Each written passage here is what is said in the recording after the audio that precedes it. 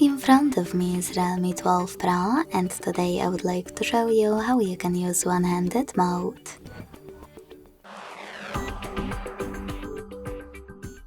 First of all, go into settings and scroll all the way down to access additional settings.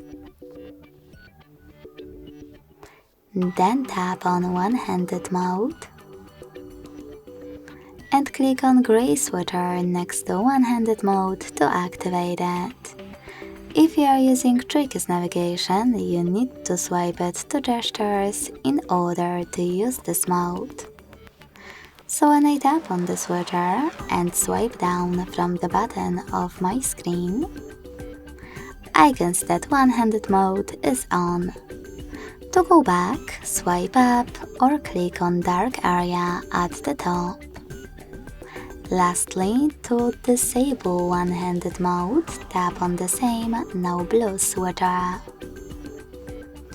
Thanks so much for watching. If you enjoyed this video, don't forget to leave a like, comment and subscribe.